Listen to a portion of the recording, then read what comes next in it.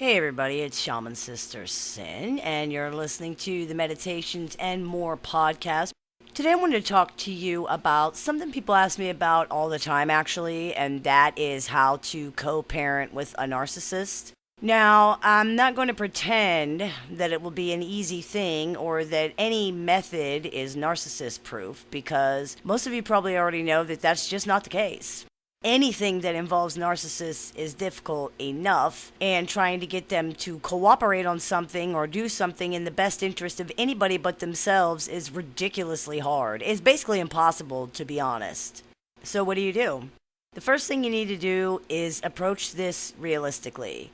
Forget whatever you've been told about co-parenting. I know that is a bold statement, but that advice is written for normal people going through normal divorces or separations, and you are not one of those people. You are going through hell with a person who has absolutely no interest in making it any easier on anyone, including your children. In fact, they have a vested interest in making it harder for everybody. So just realize that from the jump. You cannot get a narcissist to cooperate with you. You're just going to exhaust yourself trying, and you'll give them ammunition against you in the long run. The narcissist is not your friend, and they are not interested in working anything out. Don't be fooled and let that hope go. You cannot appeal to their good side because they don't have one. Not in this situation, and not when they're angry. If they have to hurt the children to hurt you, as you already know, they have zero problem with that. You want to make sure you limit contact with the narcissist as much as you possibly can. You can't eliminate it totally because you have kids, but you can minimize it. When you have to speak to the narcissist, try to do it in writing. Text, emails, instant messages, those kind of things are best. This way, what was said cannot be debated, and it can be proven later if need be. Write down all the details of meetings and visitations so that if and when the narcissist tries to claim that you did not allow them their visitation rights, or if they try to deny you yours, you have a record of the truth. This is really important, so make sure you keep up with it because you might need it. Narcissists are known for trying to take the child away from the other parent. They do this to hurt the other parent and to establish control over the situation, not because they have any true interest in the child or the child's well-being.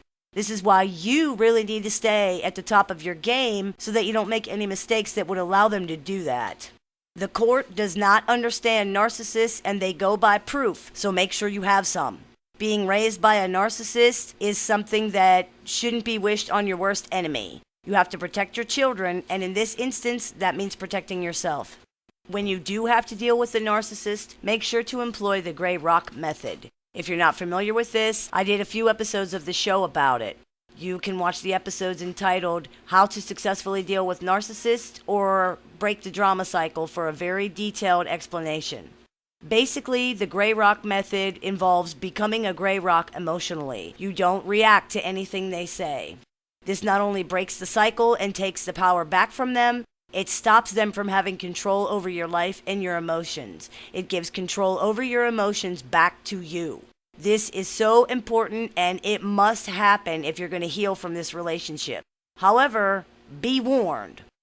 As with anything else designed to take the power away from narcissists, they often react very badly to the gray rock method. I have even heard of people being physically hurt over it. Of course, they had also been physically hurt when they did react as well, so the truth is, if the narcissist wants to hurt you, the narcissist will find an excuse to hurt you.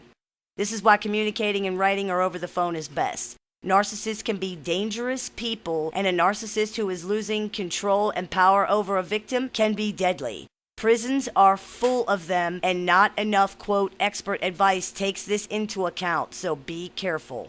You want to make sure you establish very clear boundaries with the narcissist, both physical and emotional. If they break the custody agreement, and you really should have a legal binding custody agreement, take them back to court so it can be enforced, and do this every time.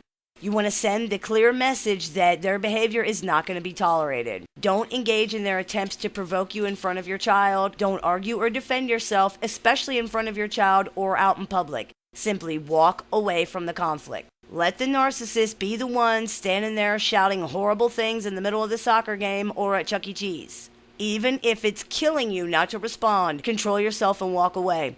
It's very important to stick to your boundaries here. Don't do it for you. It's hard and it's not fair, but do it for your child. Your child needs at least one parent that is not an emotionally abusive terror, so make it you. When you speak to the narcissist on the phone or in writing, hold on to these boundaries. If the narcissist tries to bring up something not related to visitation or custody, even if it seems like friendly conversation, just ignore it. Don't tell the narcissist your plans or your business unless you absolutely have to. I'm going to repeat that because it's really important. Do not volunteer any information or answer questions about your life unless it's critical to visitation or to the children's lives. If the narcissist persists, firmly and politely, let them know that you are only discussing the children and visitation or whatever critical issue the conversation's about. If the conversation is not a critical issue about the children, you should not be talking to the narcissist. If they're not okay with that, end the conversation and tell the narcissist that when they're able to continue talking about this subject only, the conversation can continue. If the narcissist has custody of the children or wants custody of the children, get a lawyer. If you can't afford a lawyer, get as much legal help as you can afford. Study and learn the law. Get proof of any and all abuse, including abusive text, instant messages, proof of smear campaigns, phone calls, videos, anything else that you can get because you're going to need it. You want to make sure you never criticize the narcissist to the children or in front of the children. This could be construed as parental alienation, and courts take that very seriously. It's also very bad for your child. Just try not to talk about the other parent at all. If you can, limit the child's interaction with the narcissist while the child is with you, and that can go a long way toward diffusing problems. You can also monitor their interaction with the narcissist as well by having the narcissist on speakerphone or by reading the text messages. Ordinarily, this would not be something I would advise people to do, but this is not a normal situation. You have to protect your children and yourself. If you are aware of any abuse toward your children, which includes questioning them about you and your life or saying horrible things to them about you, record it or document it however you can, then calmly let the narcissist know that what they are saying or doing is not appropriate for a child and you're ending the conversation in the best interest of the child. Then do so. Narcissists see themselves as victims, and they would love nothing better than for the children to see them as victims as well of you. If the narcissist attempts to turn the children against you or otherwise disrupt your relationship with the children, this is child abuse. It should be documented and reported when it happens, and the interaction should be stopped immediately to prevent damage to the child. Children should not have to listen to grown-up problems, and they should not have to hear what a terrible person their parent is. This is not okay, and it is a huge problem with narcissistic relationships. If this is going on, put a stop to it when you can and make sure you document it to prove to the judge or social services or whoever ends up getting involved, because they take that very seriously. People can lose custody or visitation for doing that. Above all, be there for your kids. You can't control everything that happens, and this is a situation that hurts everybody. All you can do is try.